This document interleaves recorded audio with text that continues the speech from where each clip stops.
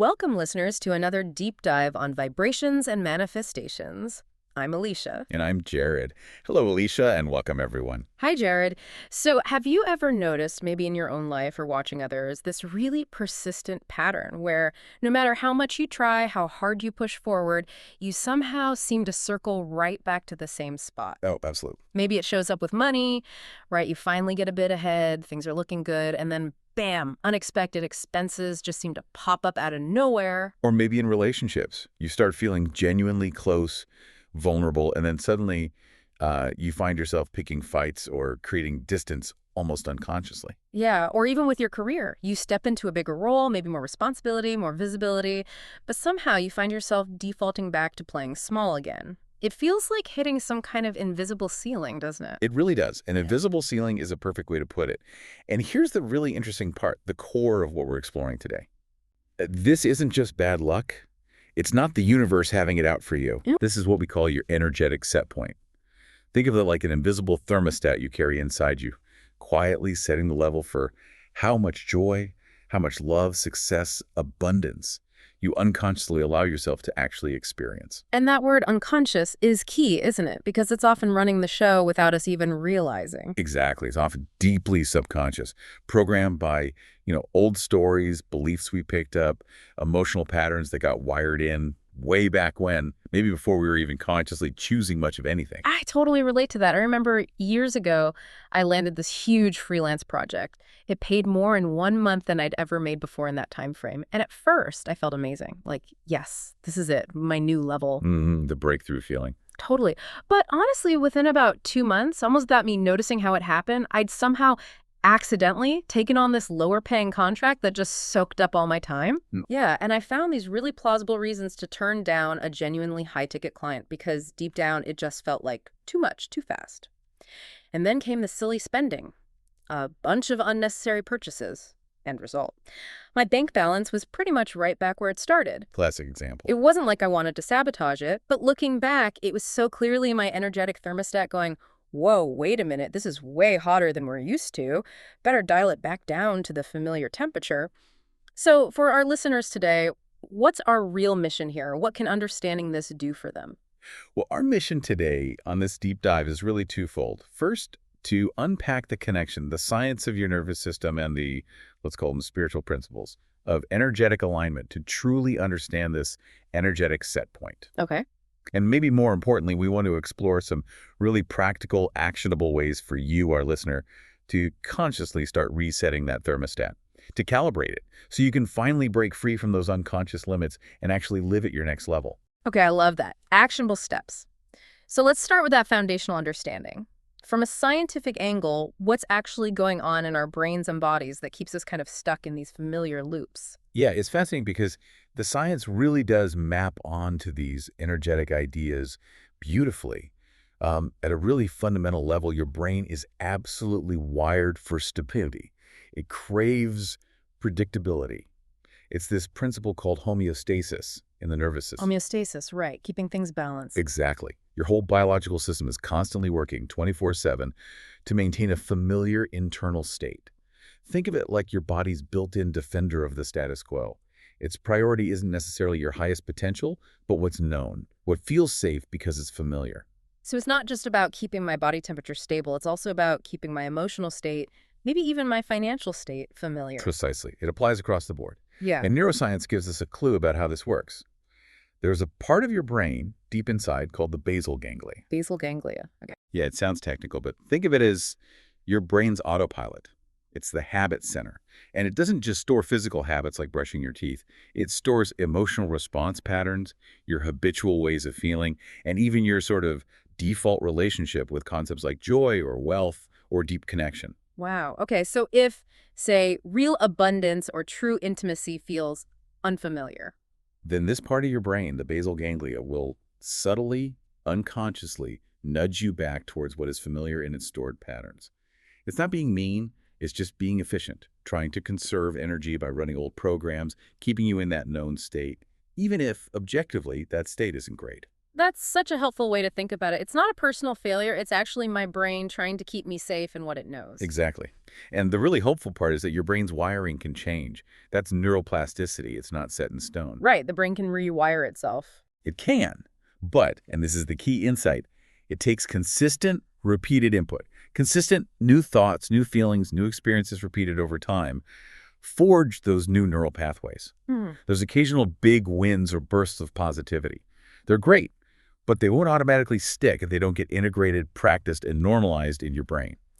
So if my nervous system is kind of chronically used to maybe low-grade stress or a feeling of not enough, then experiencing genuine ease or real abundance could actually feel threatening. It absolutely can. Yeah. Your body might literally perceive deep relaxation or sudden overflowing abundance as a danger signal, a disruption to its established equilibrium. That's wild. It is. So that's why someone aiming for financial freedom might suddenly feel intense anxiety when a chunk of money does come in. It can almost trigger that fight, flight, or freeze response, even though consciously it's exactly what they wanted. Wow. And psychologically, this ties in perfectly with Maxwell Maltz's work in psychocybernetics. He showed pretty convincingly that your self-image acts like this internal blueprint. Your self-image? Yeah. And you unconsciously act in ways that stay congruent, that stay consistent with how you see yourself. If you don't truly see yourself deep down as someone who easily handles success or deserves lasting love, your actions will subtly, maybe even overtly, steer you away from it to maintain consistency with that inner picture. Okay, that makes a lot of sense. So how does all this science connect with the more spiritual side, like the law of attraction that we talk about? It connects beautifully, really seamlessly. The core idea here, which bridges both, is that you don't just attract what you consciously want, you attract what you fundamentally are, vibrationally speaking. Oh, attract what you are. Yes. And what you are is largely shaped by this unconscious energetic baseline, this internal set point. Your dominant feeling state, the emotions you consistently live in, dictates your vibration. And that vibration is what the universe, or the law of attraction, is actually responding to. It's not just hearing your affirmations, it's feeling your frequency, your core resonance. That completely shifts the focus, doesn't it? Away from just wanting towards being. Okay, so understanding all that, how can our listeners start to recognize if their own energetic set point might be misaligned? Beyond just that feeling of hitting the ceiling, what are some other telltale signs? Well, a big one is when success does come, it feels really fleeting, like sand slipping through your fingers no matter how tight you try to grip it. Yeah, like you can't quite hold on to it. Exactly. Or maybe you notice those repeating patterns. The same kind of challenges keep showing up in your life, maybe just wearing different disguises, different jobs, different partners.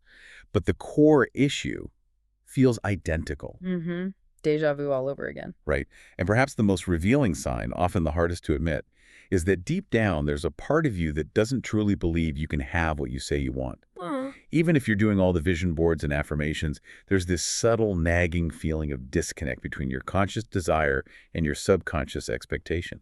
Oh, I've definitely seen that. I had a close friend who seemed to be a magnet for emotionally unavailable partners. She genuinely, consciously wanted a committed, loving relationship. And on paper, she was doing everything right. The dating apps, therapy, self-care Sundays, you name it. Trying all the strategies. Totally. But her deep-seated self-image, her internal blueprint, was still shaped by past heartbreaks, by experiences where she felt fundamentally unseen or maybe not quite chosen. So her energetic set point was quietly broadcasting, real intimacy feels risky. Better keep it at a safe distance. Even though consciously she wanted the opposite. Exactly. And it wasn't until she started doing the inner work, truly shifting how she saw herself, embodying the feeling of being someone who is unequivocally worthy of safe, steady, committed love, and then taking small daily actions from that new identity. Only then did things actually change. And what happened? She met someone who completely matched that new vibration. And this time she didn't sabotage it. She didn't pull away because the new reality actually felt normal to her new set point, not scary or unsustainable. That is a perfect illustration of what Abraham Hicks calls true calibration. It's a really powerful concept. It's specifically not about trying to fix something that's broken. Okay, not fixing. Why not? Because the very act of focusing on fixing often inadvertently calibrates you to the problem. Every time you focus on what's wrong, on the lack, on the issue you need to fix, that's the energy, the vibration you're putting out. You're essentially amplifying the problem by giving it all your attention. Right, you get more of what you focus on. So if fixing isn't the path, what is true calibration then? True calibration is about finding something, anything, in your present moment, right now, that genuinely evokes a good feeling, something that connects you to your own inner power, your clarity, your sense of well-being, your source energy. Finding that good feeling now. Yes. And then you deliberately take that calibrated good feeling state and you carry it with you. You bring it into your interactions. You look at a memory through that lens. You think about your future from that place. You allow the law of attraction to then reflect that higher vibration back to you. Can you give us an analogy, maybe, to make that clear? Sure. Think about a pro basketball player. They spend years calibrating their physical skills, muscle memory, hand-eye coordination. They can probably sink nearly every free throw in practice. Oh, yeah. When there's no pressure. Exactly. So why do these incredibly skilled athletes sometimes miss crucial free throws in a big game? It's rarely about a sudden loss of physical skill at that point. It's the mental game, the vibrational factors, the crowd noise, the immense pressure, the flicker of self-doubt. The internal state overrides the physical calibration. Precisely. True calibration, in the sense we're talking about, means getting so in sync with your inner being, with that pure positive energy source within you, that you remain steady regardless of external conditions. You're tuned in to your core power, not tossed around by external static. That's a really powerful distinction. It's not just about the outer actions, but the inner resonance. Yes, because your inner being, that non-physical core of you, is inherently a powerful, non-resistant point of attraction. When you launch a desire, even a fleeting thought of something you want, your inner being instantly becomes a vibrational match to it. It is that reality, vibrationally right now. So where does the struggle come in, the negative emotion? The struggle, the negative emotion, it arises from a kind of internal tug of war. It happens when your physical self's perspective, often tangled up in resistance, maybe complaining about what is, directly contradicts the pure, clear desire held by your inner being. In that moment of contradiction, you, the physical you focusing on the problem, are the only holdout, the only one not aligned with your own desire. Wow. So that feeling of frustration or sadness or anger is actually an indicator light telling me I'm pulling against my own desire. Exactly. It's your guidance system. Which leads us to the idea of unconditional alignment, or unconditional love, clarity, appreciation. This doesn't mean pretending bad things aren't happening. It means intentionally withdrawing your focused attention from the conditions that are pulling you out of alignment. So caring more about how I feel than about analyzing the problem. Yes, it's about prioritizing your internal state of alignment, consciously choosing thoughts and perspectives that generate feelings of love, appreciation, ease, or clarity, more than you care about dissecting the unwanted conditions or needing to be right about how bad things are. Remember, the universe responds to your vibration, to what you mean energetically, not just your words. Your feelings are the direct indicator of that vibration. Feeling good means you're aligned with your true self and your desires. Feeling bad means you're pinching yourself off from them. Okay, that feels incredibly empowering. It puts the control back inside us. So now that we've got the what and the why of the energetic set point, let's get practical. Let's talk about the how. What are some really powerful, actionable tools our listeners can start using right away to reset their thermostat? Absolutely. Let's dive into a really effective one we call the Energetic Thermostat Reset Exercise. And you, listening right now, can actually do the first part of this with us. Maybe grab a notebook or just open the Notes app on your phone. Okay, get ready. Great. First, just take a moment to think about the area of your life where you feel the most desire for expansion. Is it money, love, your health, career? Just pick one for now. Got it. Now imagine there's a dial inside you, like an old school thermostat. On one end, the label reads barely surviving. On the other far end, it reads overflowing abundance. Just gently notice, without any judgment, where your inner setting feels like it is right now regarding that area you chose. Okay, picturing that dial. Good. Now take your notebook or app and write down this sentence starter. My current set point is, and then finish that sentence describing your current reality in that area in just one clear sentence. For example, maybe it's, my current set point is, I always seem to have just enough to scrape by. All right, writing that down. Okay. Now, right below that, write this sentence starter. My new set point is, and now describe your desired reality in the present tense, as if it's already true. So following the example, it might be, my new set point is, I always have more than enough for all my needs and abundant joy. Make it feel good and true for you. Present tense, like it's already happened. Okay. Exactly. Exactly. Now, here's the part that builds the new neural pathway. Set a daily reminder on your phone. Do it right now if you can. Set it for the next 21 days. That's a good starting point for habit formation. Label that reminder with your new set point affirmation. Daily reminder for 21 days. Got it. And here's what you do when it goes off each day. Pause whatever you're doing, just for a moment. Read or say your new set point affirmation out loud. Take one deep, conscious breath. And as you breathe, vividly imagine that inner dial turning up just one notch higher, moving towards overflowing abundance. Feel it click into place. You're not just thinking the thought, you're training your brain and body, embedding the feeling, normalizing this new higher setting. That feels really doable. Simple, but consistent. I like that. And to maybe deepen that embodiment, we also have a guided visualization, right? Something to help people really feel into that new state. We'll outline it now, but listeners, we really encourage you to find maybe 10, 15 minutes later today or this week, find a quiet spot and really immerse yourself in this kind of experience. Definitely. This guided visualization, living at your higher energetic set point, is designed to give you a felt sense of your future self right now. So the process would start by getting comfortable, maybe sitting or lying down, letting your shoulders drop, relaxing your jaw, taking a few slow, deep breaths to settle in. Just getting centered. Exactly. Then you'd close your eyes and imagine yourself walking down a peaceful, gently lit path. Notice the air, maybe there's a comforting scent, flowers, rain, something lovely. Ahead, you see a doorway. It's glowing softly, and somehow you know it's yours. Maybe your name is even written on it. This doorway leads to your next level self. Okay, approaching the doorway. When you feel ready, you imagine reaching for the handle. Feel its texture, maybe its warmth. Take an inhale, exhale, and step through. You find yourself now standing in the space where your future self lives and thrives. Take a moment to look around. Notice the colors, the light, the feeling of the space. And then you see them, your next level self, maybe across the room. They turn towards you and they smile, this incredibly warm, welcoming smile. Connecting with that future self. Yes, you walk towards them. As you get closer, notice their posture, the ease, the confidence radiating from them. When you reach them, perhaps they take your hand and you feel this wave of warmth, of recognition flow through you. It feels like coming home. Then they gently lead you through snippets of a normal day in their life.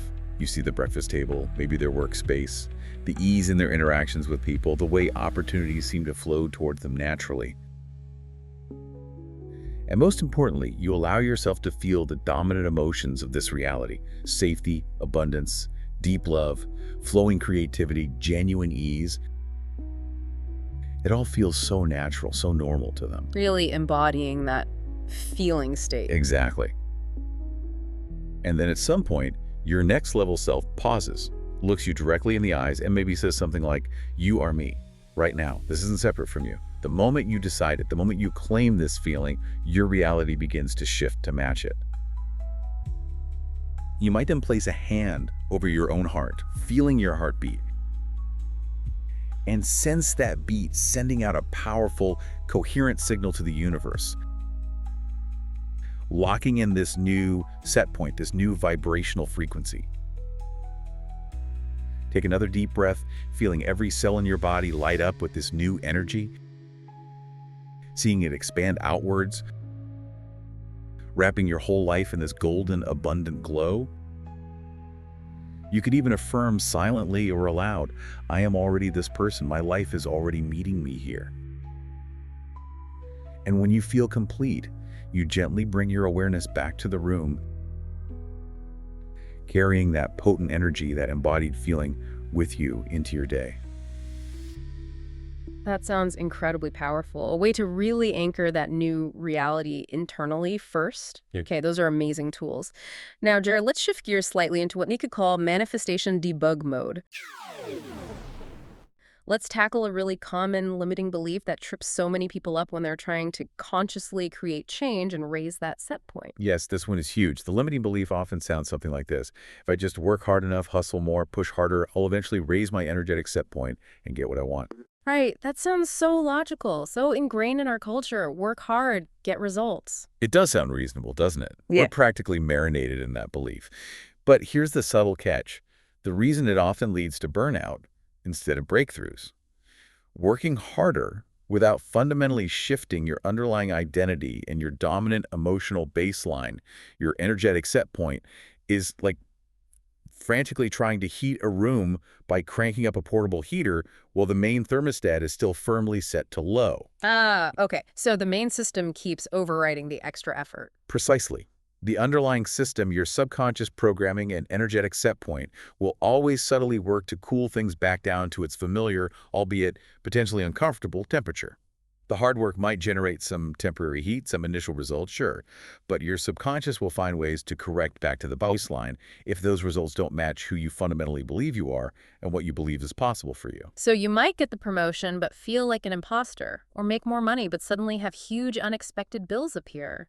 Exactly those kinds of things. Yeah. Or you just feel so overwhelmed by this success that you unconsciously pull back, maybe procrastinate, or make choices that lead you back to the familiar struggle. Okay, so if just work harder isn't the answer, what is the reframe? How should we be thinking about this instead? The powerful reframe, the shift in perspective we really want you to embrace is this.